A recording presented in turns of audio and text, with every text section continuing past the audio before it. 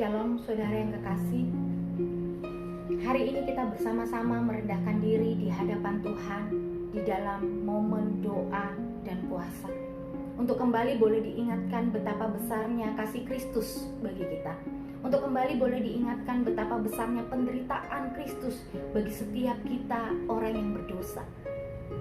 Saya mengajak kita untuk berdoa sebelum kita merenungkan kebenaran firman Tuhan bersama-sama. Mari kita berdoa. Bapa kami yang ada di dalam kerajaan sorga, kami bersyukur Tuhan buat kemurahan demi kemurahan Tuhan yang senantiasa nyata bagi kehidupan kami. Kami menaikkan syukur untuk kesehatan, untuk kekuatan yang Tuhan anugerahkan bagi setiap kami, sehingga setiap kami ada pada hari ini, itu semua karena anugerah Tuhan.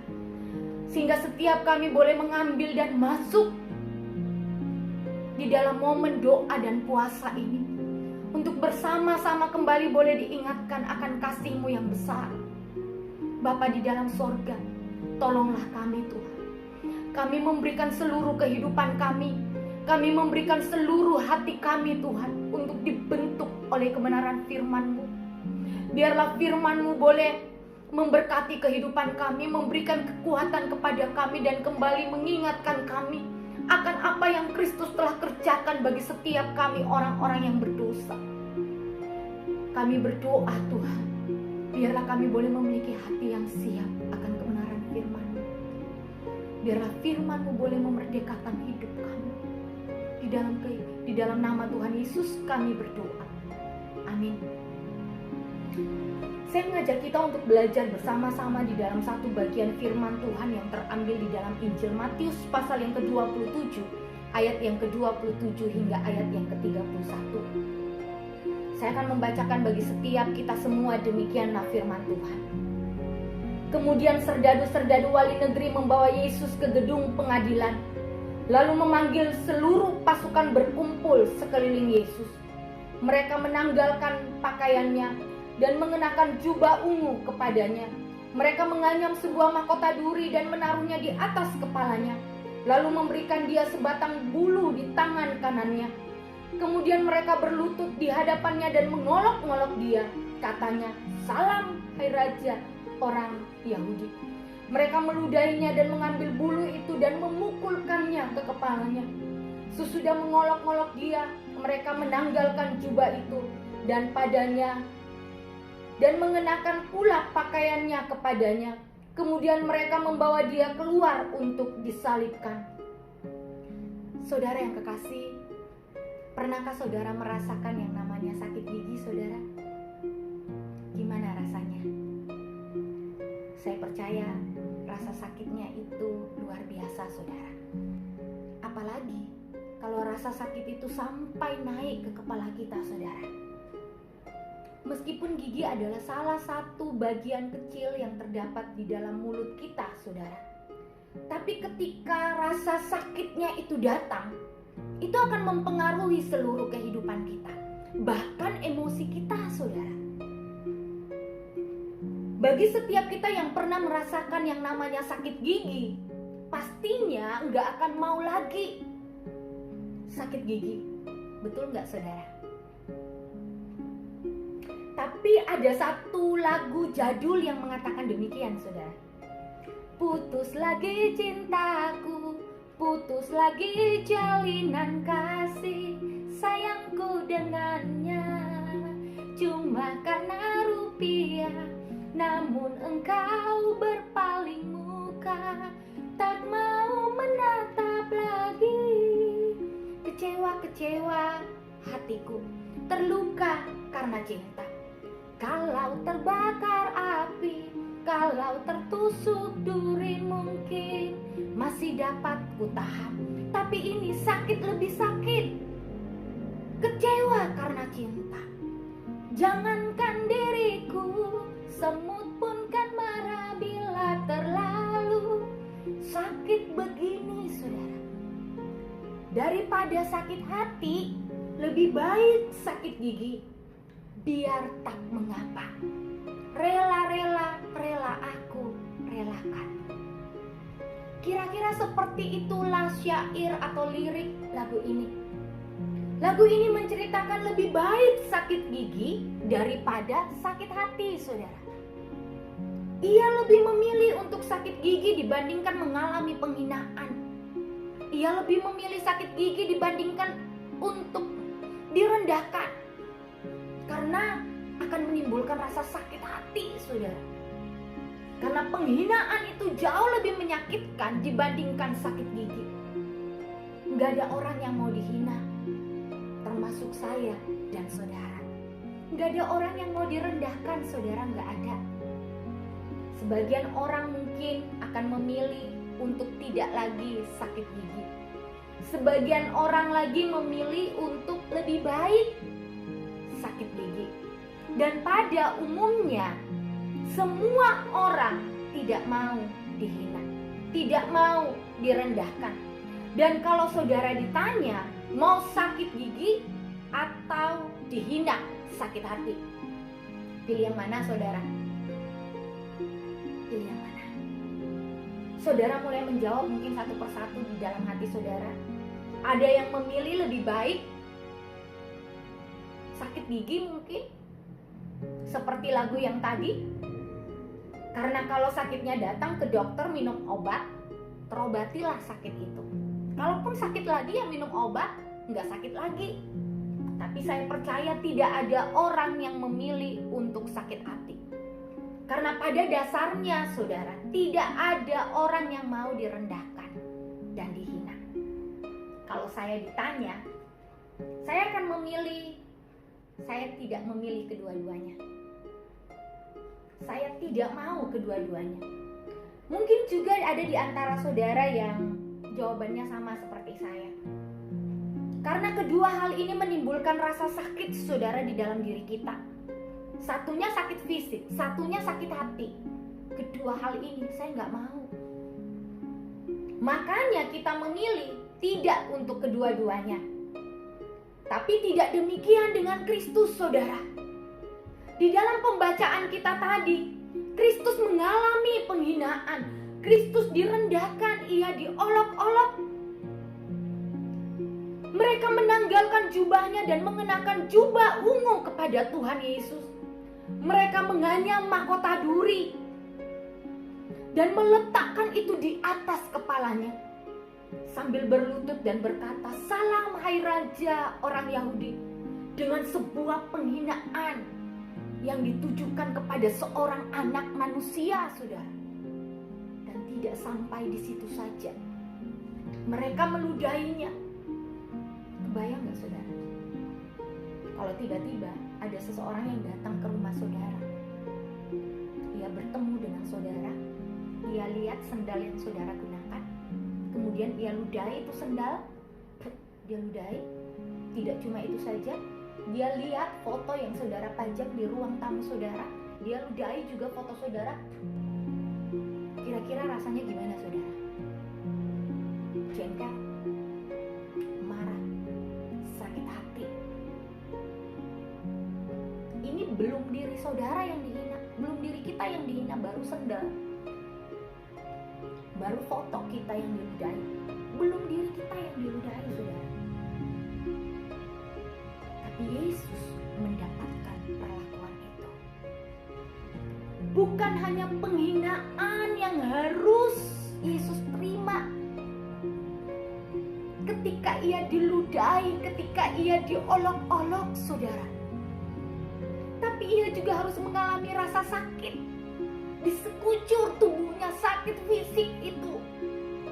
Cambukan tentara Romawi yang mencabik-cabik tubuhnya, dagingnya harus terlepas dari tubuhnya.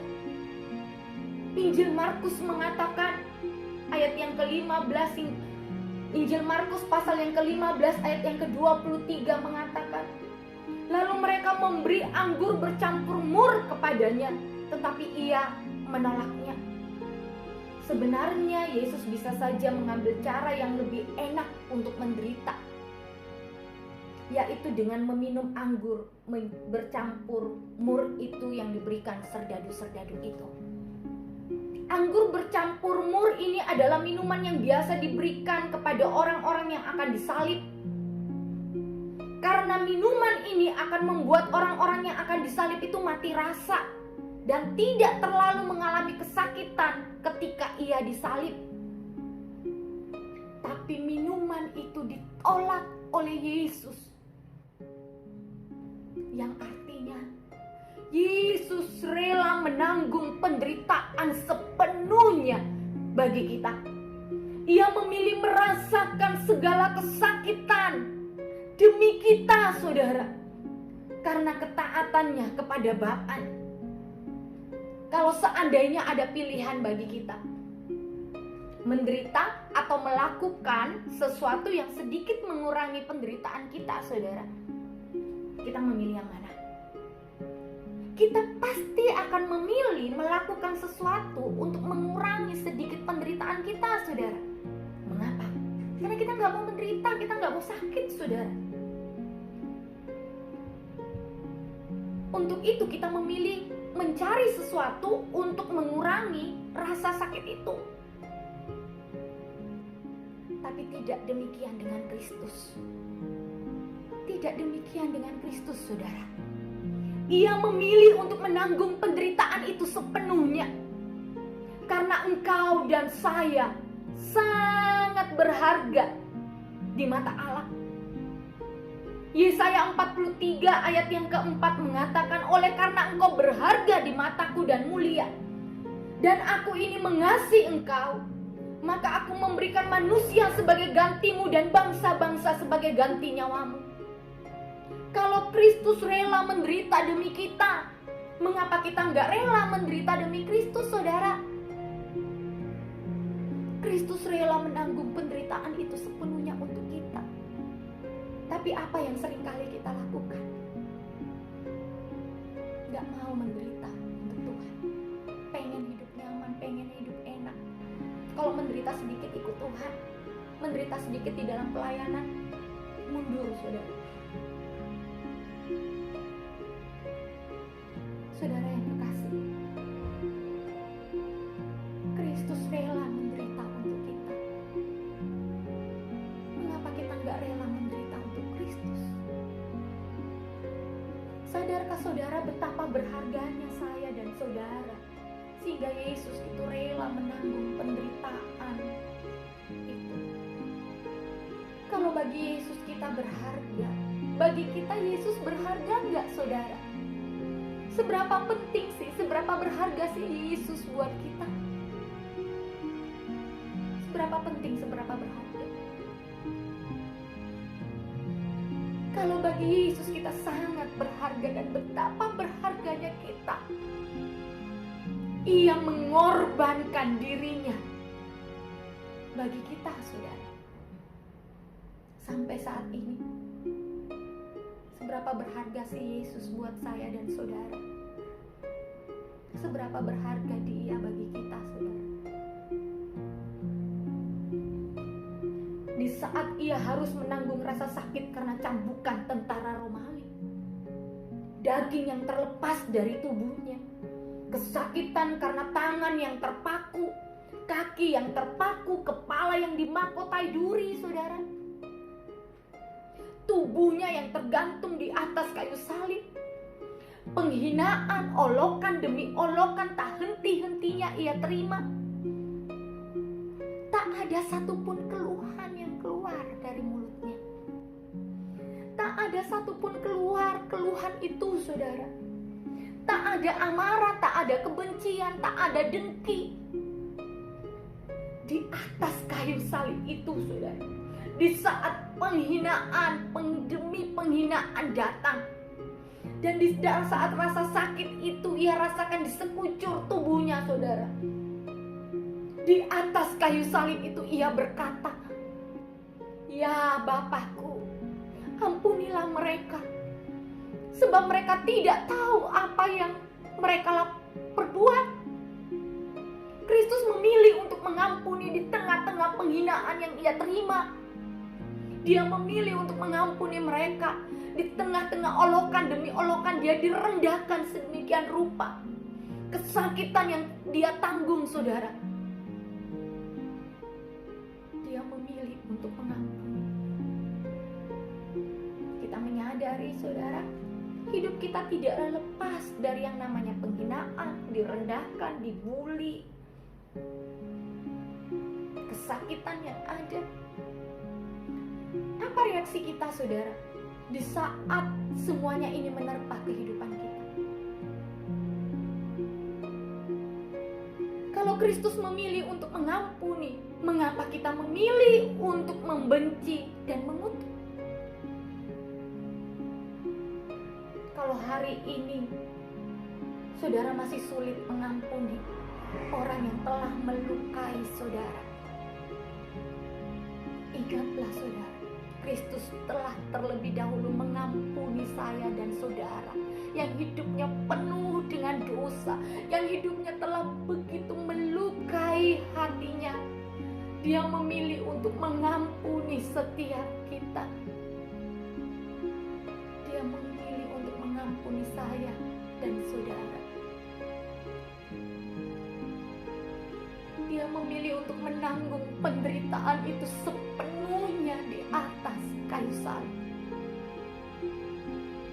Saudara yang kekasih, sebesar apakah dan seberat apakah penderitaan yang saudara alami ketika saudara mengikut Tuhan dan melayani Tuhan?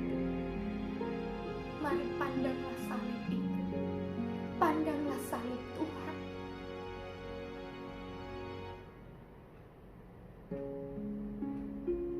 Setiap kita dipanggil, saudara, untuk menanggung penderitaan seperti Kristus.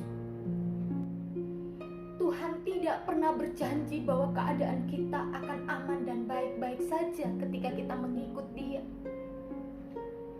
Tapi Ia berjanji bahwa Dia Allah yang setia. Dia berjanji bahwa Dia Allah yang menyertai saya dan saudara. Dia ada bersama dengan kita seberat apapun penderitaan yang engkau alami. Dia ada untuk kita. Dan Dia turut merasakan apa yang kita rasakan saat ini. Setialah saudara yang kekasih mengerjakan hidupmu untuk Tuhan. Tuhan beserta dengan kita. Dan Tuhan sanggup menolong kita. Mari kita berdoa. Bapa kami di dalam surga, kami datang kepadamu Tuhan. Kami menaikkan syukur buat kebenaran firman-Mu yang kembali boleh mengingatkan kami. Kalau Kristus memilih untuk menderita bagi kami, karena begitu berharganya kami bagi Engkau. Ajarlah kami Tuhan. Ajarlah kami juga dan tolonglah kami dengan kekuatan dari Tuhan untuk menanggung penderitaan di dalam dunia ini yang Tuhan izinkan terjadi atas kehidupan kami. Dan tolonglah kami Tuhan, kalau mungkin masih ada kebencian di dalam hati kami yang kami simpan, luka-luka yang ada, di mana kami sulit mengampuni orang yang telah melukai kami. Pada hari ini Tuhan, kami membawa hati kami, tolonglah kami. Tolonglah kami Tuhan untuk melepaskan pengampunan kepada orang-orang yang telah melukai kami. Kami mau diajar oleh Tuhan, kami mau dibentuk oleh Tuhan. Kami mau taat mengerjakan hidup kami untuk Tuhan. Sama seperti Engkau yang taat kepada Bapa, biarlah kami pun taat mengerjakan hidup kami